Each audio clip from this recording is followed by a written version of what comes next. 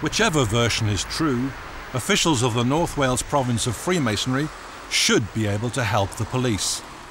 They hold lists of members of both Ketlin's Lodge and the Provincial Grand Lodge. We asked North Wales Police if they'd been to see the Masons to see if they could help identify the missing Mason. It took a month and several reminders before the force came back to us. A spokeswoman told us they had been to see the Masons, but that they had not been able to help them identify any of the missing offenders. What the force didn't know is that we had asked the provincial office of the North Wales Freemasons if the police had been in touch with them. They came back almost immediately to say they were unaware of any police action. Masonic headquarters in London confirmed the police had not been in contact. So had the police visit to the Freemasons come after Rebecca had been in touch with the province? The provincial secretary told us, "Your assumptions are correct." It seems as though North Wales Police took more than 3 years to go and see if the Masons could help them. And they only did so after Rebecca started to ask questions. Rebecca has now established that Ketlin's Lodge is St. Hilary. He was also a member of a chapter of Royal Arch Masonry called St. Gogarth.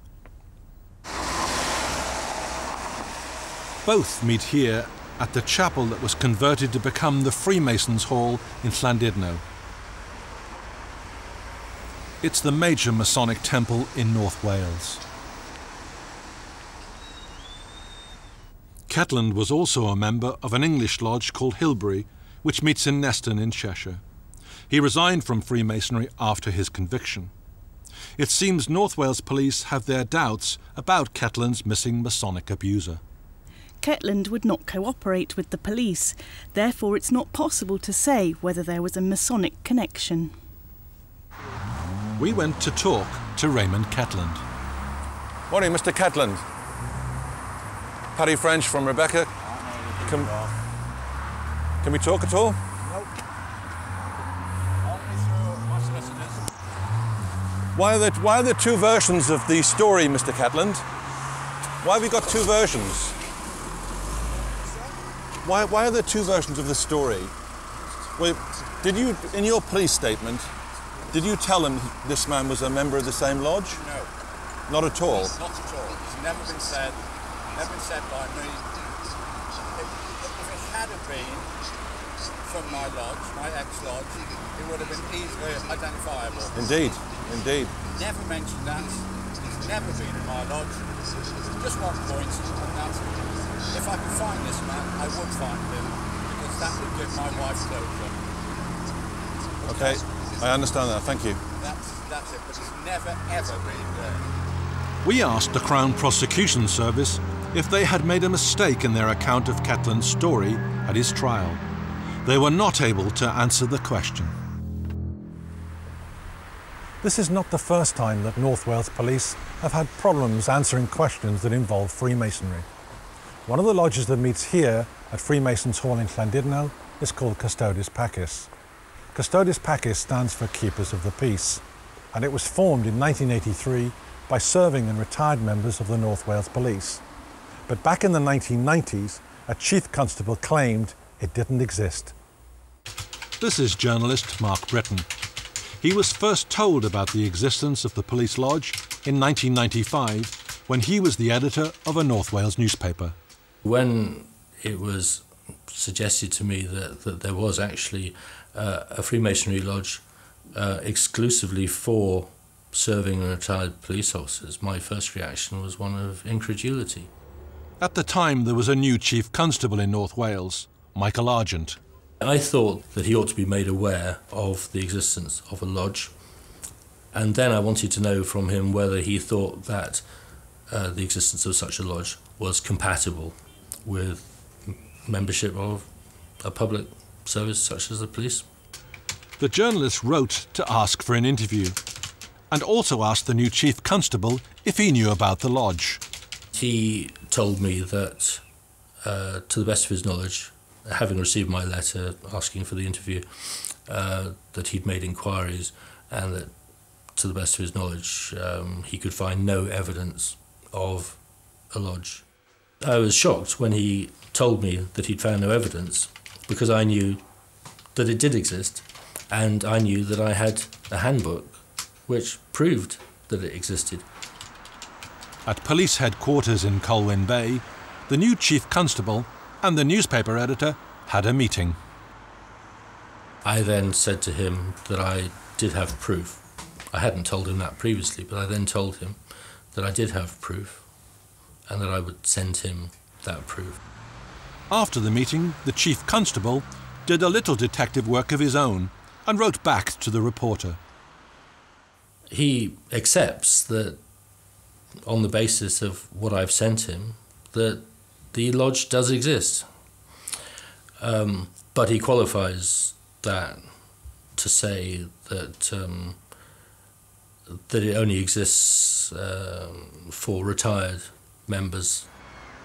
When Mark Britton insisted there were serving officers in the lodge, the chief constable went back on the beat.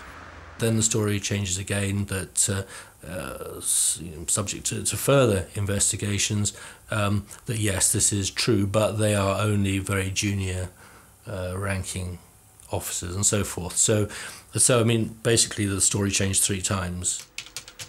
Mark Britton has never told this story. He admits he became a little paranoid over the whole affair. I was disturbed. There were 1 or 2 things going on that concerned me in terms of phone calls and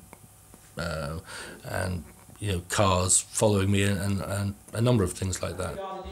2 years after this episode, in 1997, the North Wales Child Abuse Inquiry was hearing evidence.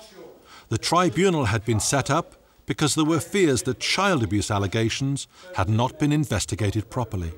This was by far and away the most important story in North Wales.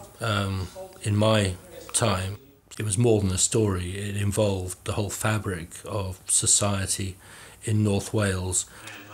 One of the issues the tribunal was examining was the degree to which Masonic influence had penetrated the North Wales Police. Sir Ronald Waterhouse, a retired High Court judge, was the chairman of the tribunal. None of the police witnesses who came before the tribunal told him about the existence of the police lodge. I believe that regardless of the role of that lodge, that its existence should have been made available to the chairman of the tribunal. And the fact that the existence of this lodge and the whole possible role of Freemasonry in the inquiry was played down just gave weight, as I saw it, to the possibility that there was a cover-up. We wrote to Sir Ronald Waterhouse. He told us, "The tribunal has said all that it could properly say on the evidence before it in its report, and that it would be both unwise and inappropriate for me to comment further."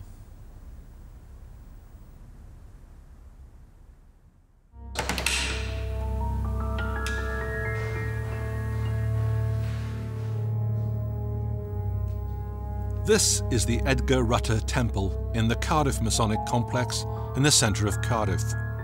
It's part of the South Wales province, which has a completely different attitude to secrecy compared with its North Wales counterpart.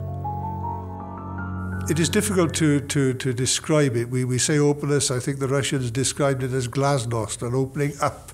It's not necessarily openness, but opening up, being more frank and not honest with people. I like to think we've always been honest with people, but being frank with people. This is the latest yearbook for the South Wales province.